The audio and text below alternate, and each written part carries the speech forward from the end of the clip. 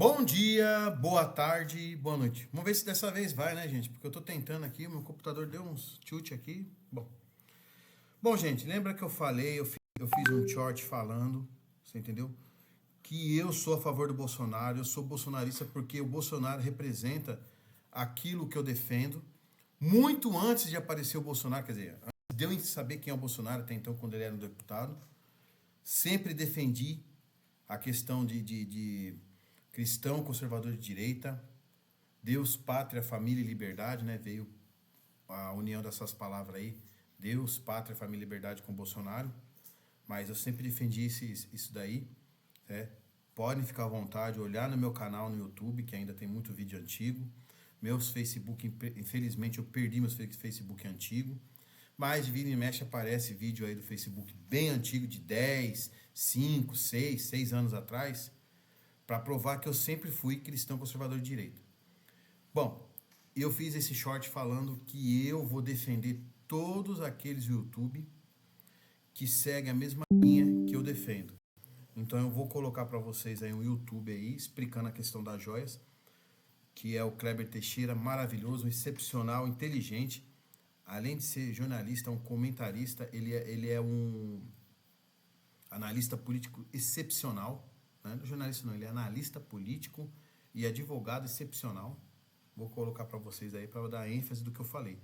Vou sempre colocar vídeo de pessoas que eu vejo que estão sendo coerentes, contundentes, eu vou colocar para ajudar. Nós, que temos o mesmo viés, que somos YouTube de direita, conservador, vamos tentar um ajudar o outro para separar aqueles que não são de direita, que estão tendendo a surfar agora, tá? Eu vou mostrar para vocês ele aí agora. Vamos lá. Então vamos lá aos primeiros erros dessa farsa como um todo.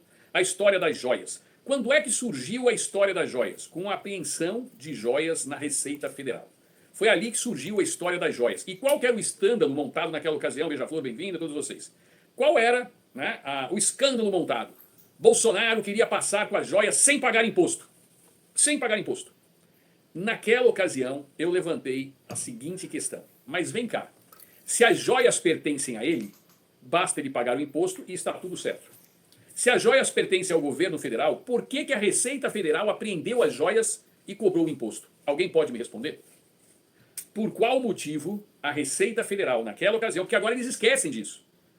Eles simplesmente somem com essa parte da história.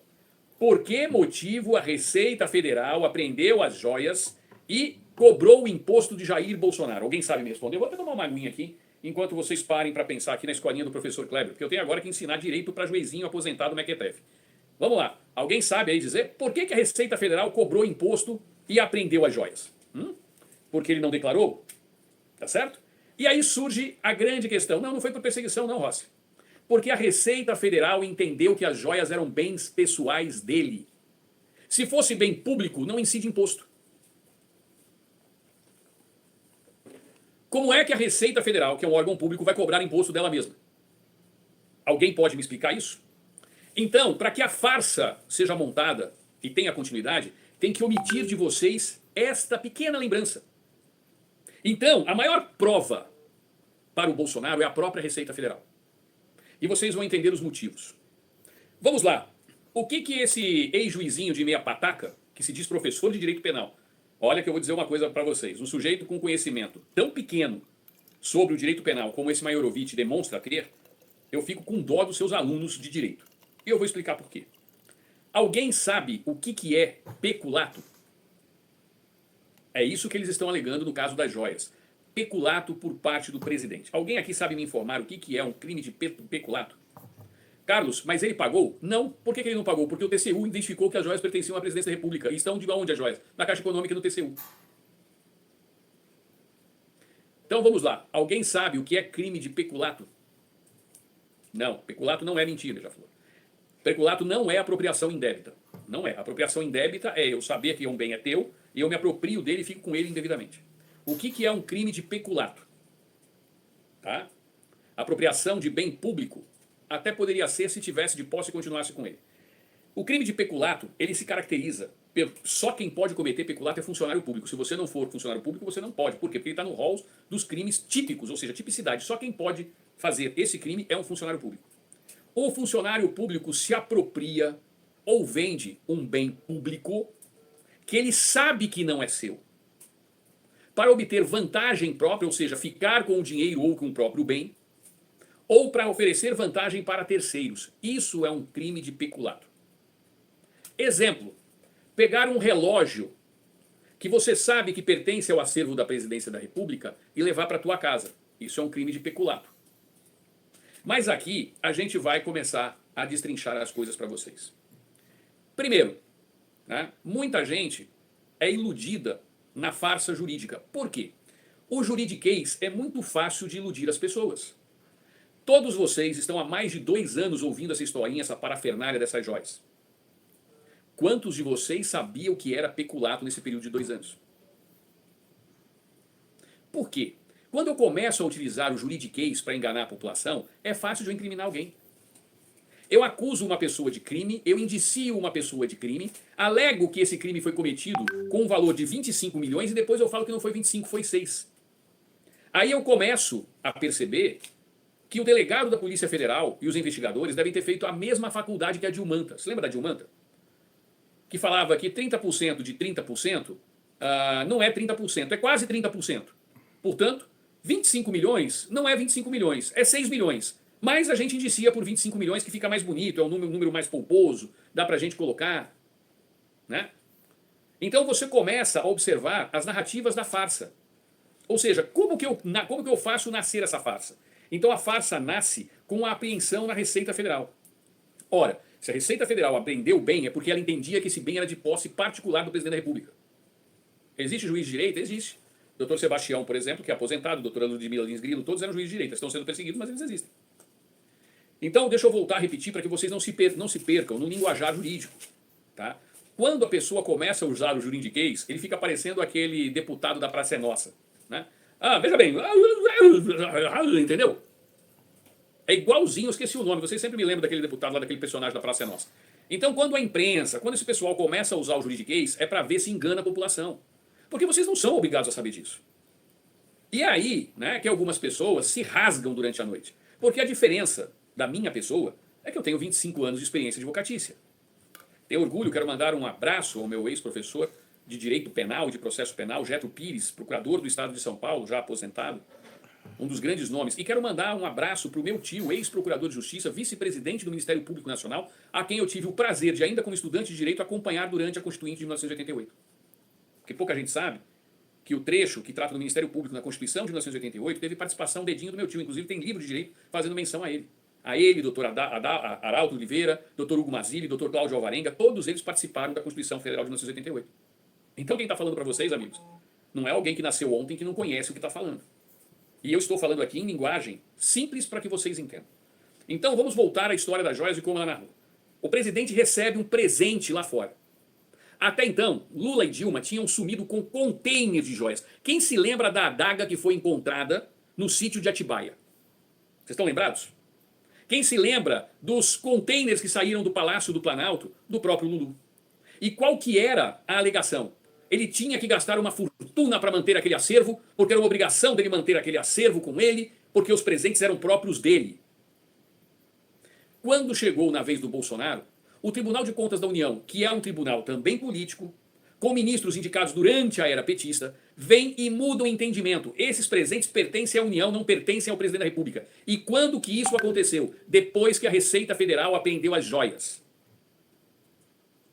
O que foi feito nesse momento? As joias estão aqui. Eu vendi uma joia lá, não sei aonde, não interessa se foi no leilão, se foi com dinheiro disso, daquilo outro. O bem era privado até então. Então o entendimento que se tinha é que o bem era de posse pessoal e pertencia ao ex-presidente. E era assim que ele imaginava. Qual o erro e o crime até então? Nenhum. Aí vem a farsa. Primeiro, se ele já não era mais presidente da República, então vamos entender aonde cada ponto dessa farsa construída. Se ele não era presidente da República e estava de posse de bens da presidência da República, ele não era mais funcionário público, ele era ex-funcionário público.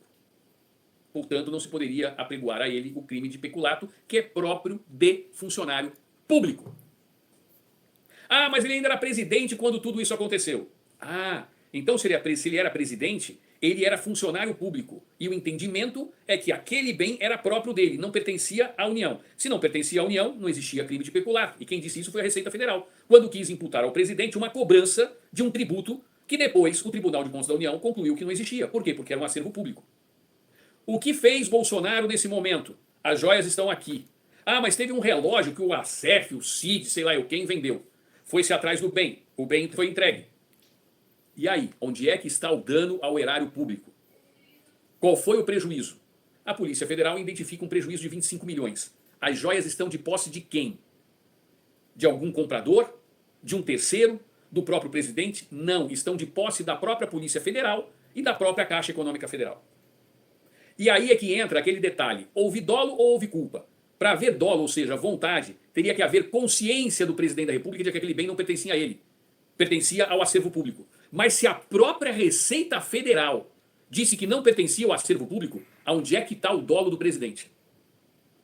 Se a própria Receita Federal, o órgão responsável pela cobrança de tributos no país, quis cobrar um tributo do presidente, e por que ele não pagou? Não pagou porque o Tribunal de Contas da União falou que era bem público. Ora, se era bem público, o que ele fez? Ele devolveu o bem público. Onde é que está o crime?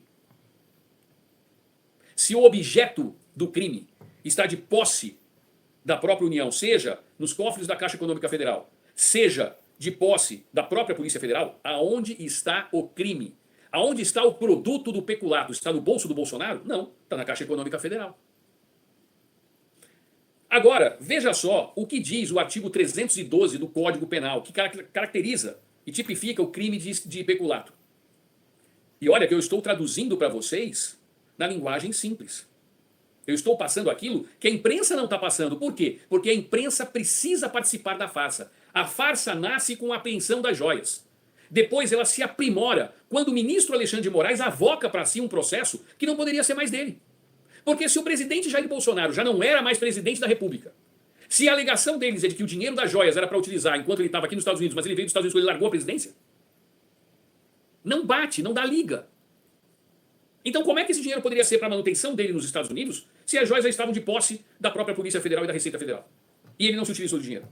Mas vamos supor que o presidente soubesse que o bem era público. Vamos supor que ele tivesse mal intencionado ao cometer o ato. Vocês sabem o que diz o texto legal? Se a pessoa que cometeu o crime de peculato devolver o bem antes da sentença transitada em julgado, você sabe o que significa isso?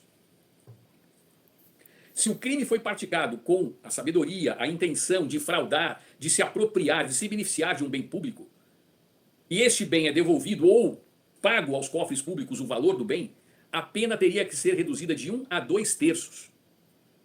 De 1 a 2 terços. De um crime que vai de 2 a 12 anos. Só que qual que é o grande problema disso tudo? Eles não têm como provar o dolo. Porque foi a própria Receita Federal que quis cobrar o imposto do Bolsonaro. Se Bolsonaro tivesse pago o imposto, as joias eram dele? Essa é a pergunta. Essa é a pergunta que não quer calar. Ainda assim, existem dois elementos que são excludentes diante de juridicidade. O que são esses excludentes? Que simplesmente eliminam o crime. A chamada desistência voluntária, que ainda poderia estar caracterizada a partir do momento que ele, mesmo sabendo que aquele bem pertencia à União, o que se provou que nem a Receita Federal e nem o TCU sabia. Porque o TCU só foi decidir isso depois do caso do Bolsonaro, porque enquanto era o Lula, a decisão era outra. Eles mudaram a decisão. Então, como é que se caracteriza a farsa? Cria-se ela na apreensão da Receita Federal, depois modifica a narrativa dela, avoca-se uma competência para o Supremo Tribunal Federal que jamais poderia ser avocado, porque o presidente já não era mais presidente da República. E é justamente aí que nasce a raiva da imprensa em relação ao que o Trump falou. Ué, mas se eu estava na época da presidência da República, o que o Supremo Tribunal falou? Existem atos que são da presidência e atos que não são da presidência. Então, se essas joias foram vendidas enquanto o presidente Bolsonaro era presidente, depois ele não era mais. Então, como é que pode o Supremo Tribunal avocar para si esse processo? Porque quando o Supremo faz isso, ele simplesmente rasga a Constituição Federal, no seu artigo 5º, que trata do direito à ampla defesa e ao duplo grau de jurisdição. Bolsonaro não tem direito a recurso. Por isso, eu, como advogado, afirmo que esse processo, se vier a ser instaurado, depois desse indiciamento, e este inquérito da Polícia Federal, não passa de uma farsa. Ele é totalmente falso na aplicação do direito. E em qualquer outra circunstância ele seria arquivado de plano. Mas o objetivo não é saber o direito.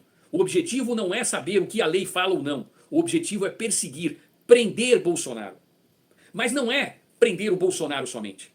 É colocar na Bolsonaro aquilo que ele sempre disse que eles jamais poderiam chamá-lo, de corrupto.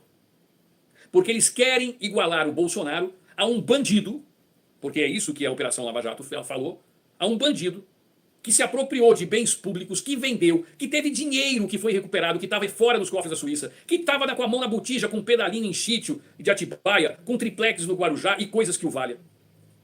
Eles querem equiparar o Bolsonaro ao sujeito. Porque isso está entalado na garganta deles, porque eles não podem apregoar a Bolsonaro. Então se cria uma farsa jurídica. E a partir daí, para o leigo, para a população leiga, que não tem esse conhecimento que eu acabei de passar para vocês, e daqui a pouco eu vou fazer a pergunta. A Lana está aqui me controlando, já vai dar os 25 minutos. Eu sempre estou estourando esse tempo. Daqui a pouco vem a pergunta. E a pergunta, já vou direto ao assunto. Se eu não falasse tudo isso para vocês, e vocês estivessem como pessoas comuns assistindo um jornal nacional com aquela porcaria daquele William Bonner, ou a Bobo News, ou vendo o UOL com esse Maierovitch, Sacarroto, aquelas porcarias que tem por lá, como é que vocês iriam encarar essa situação? E é justamente essa população que eles estão querendo pegar. Os isentões, os bobões, as pessoas que não estão atentas, as pessoas que não têm conhecimento. Quando a gente fala... Bom, gente, entenderam agora? Você entendeu? Eu não tenho o conhecimento que o Kleber Teixeira tem. Eu poderia tentar explicar da melhor maneira possível, eu não tenho esse conhecimento que ele tem.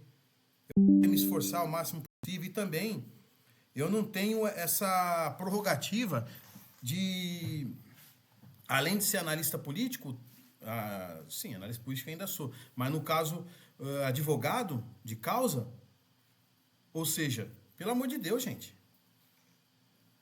Aqui é o seguinte, o que eu estou pondo em evidência aqui é que nós, conservadores, cristão conservador de direita, meritocrata, urtubes, que somos a favor de uma coisa certa, de seguir a Constituição, você entendeu? E acabar com essa perseguição, porque a perseguição não foi só do Bolsonaro, veio caminhando para as pessoas que o apoiam. Quer dizer, daqui a pouco meu canal pode ser derrubado, eu não posso fazer o quê? Só que eu não vou desistir. Eu perdi meu Facebook, eu perdi meu Instagram. Pra você ter uma ideia, eu fiz 3 Facebook questionando o assunto. Tem um tal de Reis aí, o Dentinho, que eu entrei no canal dele e refutei ele totalmente.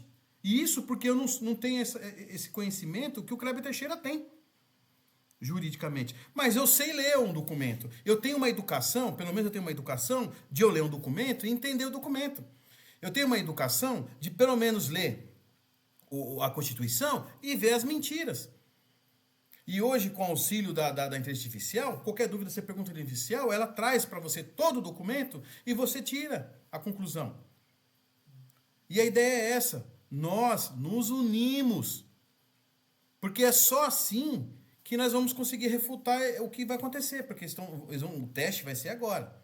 2024, eles vão tentar calar todo o YouTube. Todo YouTube, canal, ou qualquer que seja que vai contra o governo, eles vão tentar calar. Então é hora de nós nos unirmos e poder pôr em prática o que nós entendemos, o que está errado. Entendeu? Não é defesa só do Bolsonaro, é defesa de uma nação. É de pessoas que querem que a Constituição seja seguida. Porque fica evidente, no caso do Lala, uma coisa, no caso do Bolsonaro, outra. É um peso e 2 medidas. Pô, bom, gente, espero que tenha entendido aí. Até a próxima. Tchau, tchau.